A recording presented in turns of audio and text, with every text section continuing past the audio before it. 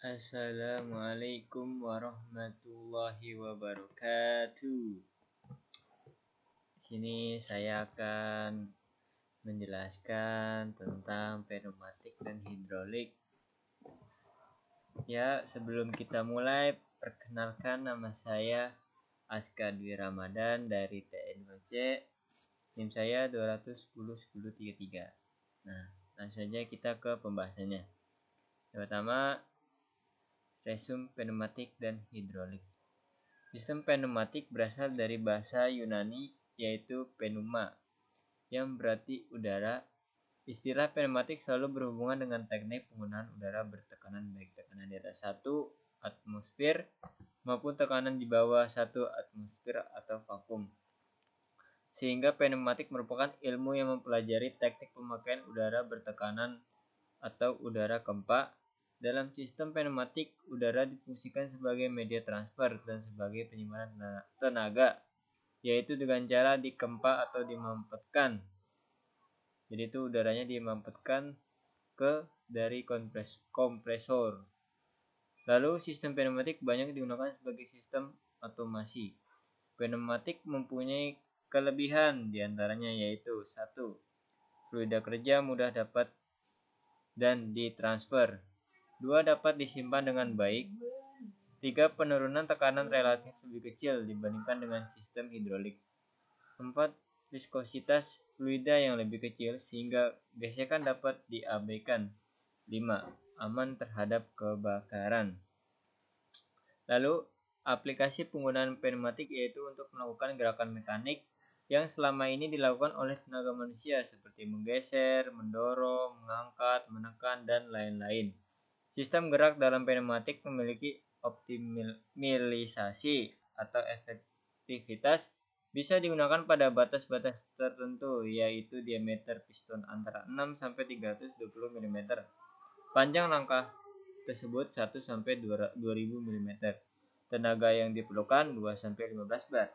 Untuk keperluan pendidikan biasanya berkisar antara 4 sampai dengan 8 bar. Dapat juga bekerja pada tekanan udara di bawah 1 atmosfer atau vakum. Nah, di sini ada gambar dari tekanannya, yaitu ada 8 bar, 10 bar, 15 bar, 2 bar, 4 bar, dan 6 bar. Nah, di pendidikan itu dari 4 bar sampai 8 bar nih. Jadi tidak terlalu tinggi tekanannya. Lalu keuntungan pemakaian udara kempa antara lain ketersediaan yang tidak terbatas, mudah disalurkan, fleksibilitas, temperatur, aman, bersih, pemindahan daya, dan kecepatan sangat mudah diatur. Dapat disimpan dan mudah dimanfaatkan. Tetapi mempunyai beberapa kerugian, yaitu memerlukan instalasi peralatan penghasil udara, mudah terjadi kebocoran, menimbulkan suara bising, mudah mengembun. Nah, di sini ada klasifikasi sistem pneumatik. Di sini ada output. Nah, di sini ada akuator. Nah, ini akuator dari pneumatik itu ada silinder namanya. Di sini ada pengendali sinyal sama dengan katup pengendali sinyal. Nah, ini namanya 5/2. Proses sinyal prosesor atau katup, kontrol on or no, dan lain-lain. Nah, ini di sini nih namanya gerbang N tandanya nih. Lalu ada sinyal input, katup tekan, tuas, roll, sensor, dan lain-lain. Seperti inputnya itu ada seperti push button dan lain-lain, nah banyak. Sumber energi udara bertekanan atau kompresor. Nah, ini sumbernya pasti dari kompresornya, bersimbol segitiga. Peralatan sistem pneumatik. Yang pertama ada kompresor. Nah, ini kompresor itu paling utama. Kalau nggak ada ini nih nggak bisa jalan. Yaitu kompresor berfungsi untuk membangkitkan atau menghasilkan udara bertekanan dengan cara menghisap dan menempatkan udara tersebut. Kemudian disimpan di dalam tangki udara kempa untuk disuplai kepada pemakai atau sistem pneumatik. B. Unit pengolahan udara bertekanan atau air service unit. Air service ini berfungsi untuk mengolah udara yang akan masuk ke dalam sistem pneumatik berikut.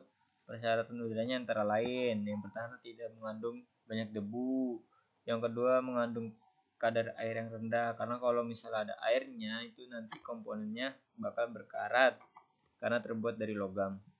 Yang ketiga, mengandung pelumas. Pelumas sangat diperlukan untuk mengurangi gesekan antara komponen yang berbeda seperti katup-katup dan akuator agar lancar masuk mundurnya. Yang ketiga ada konduktor dan konektor. Konduktor adalah menyalurkan udara kempai yang akan membawa atau mentransfer tenaga ke akuator. Sedangkan konektor adalah menyambungkan atau menjepit kondektor agar tersambung erat pada bodi komponen pneumatik. Lanjut ada katup pneumatik. Katup berfungsi untuk mengatur atau mengendalikan arah udara kempai yang akan bekerja menggerakkan akuator. Berikut jenis-jenis katup antara lain. Yang pertama ada jumlah lubang, ada jumlah posisi kerja, ada jenis-jenis penggerak katup dan sistem pneumatik. Nah, yang terakhir ada nama tambahan lain sesuai dengan karakteristik katup. Dan ini ada simbol katup. Itu ada 1 posisi, 2 posisi, 3 posisi, dan lain-lain. Lanjut. Sini ada ini push button simbolnya seperti ini, push pedal seperti ini. Ya, ini simbol-simbol dari pneumatik komponennya. Apa sih namanya? Iyalah, komponen ini. Yang kedua ada cara membaca katup. Dari simbol katup di atas menunjukkan jumlah lubang atau port. Bawah ada 3, 1, 3, 5. Sedangkan di bagian output ada 2 port, 2 dan 4. Katup tersebut juga memiliki posisi atau ruang yaitu A dan B. Penggerak katup berupa udara yang bertekanan dari sisi 14 dan 12. 14 artinya bila diisi tersebut terdapat tekanan udara, maka tekanan udara tersebut menggeser katup ke kanan sehingga udara bertekanan mengalir melalui port 1 ke 4 tulis 14. Demikian pula sisi 12. Ada unit penggerak. Unit ini berfungsi untuk menghasilkan gerak atau usaha yang merupakan hasil akhir dan output dari sistem pneumatik. Berikut macam-macam akuator. Yang pertama ada linear motion akuator atau penggerak lurus. Nah, di dalam linear itu ada single cylinder atau silinder tunggal. Silinder ini mendapat suplai udara hanya dari satu sisi untuk mengalihkan posisi semula. Biasanya digunakan pegas. Silinder kerja tunggal hanya dapat memberikan tenaga pada satu sisi saja. Nah, terus ada silinder ganda. Silinder ini mendapatkan suplai udara keempat dari dua sisi konstruksi hampir sama dengan silinder kerja tunggal. Keuntungannya adalah bahwa silinder ini dapat memberikan tenaga kepada dua belah sisinya. Nah, di sini perbedaan satu silinder sama dua. Yang pertama tuh pakai pegas. Ini yang tanda ini, yang kedua tuh enggak. Yang kedua ada rotasi motion akuator. Nah, di dalamnya itu ada air motor, rotary akuator. Nah, di sini ada simbol pneumatik juga, tabelnya. Di sini ada simbol dari push button. Keterangannya penekanan pada umumnya. Sini banyak ya. Sini ada roller, penggerak katup. Ada penggerak katup oleh knob. Di sini ada nih gerbang N, gerbang OR, ada one way. Nah, yang kemarin dipraktekkan tuh kita biasa pakai N, OR, one way, push button, silinder ganda, sama relay 5/2. Oke, mungkin segitu saja penjelasan dari saya. Mohon maaf atas kesalahan kata.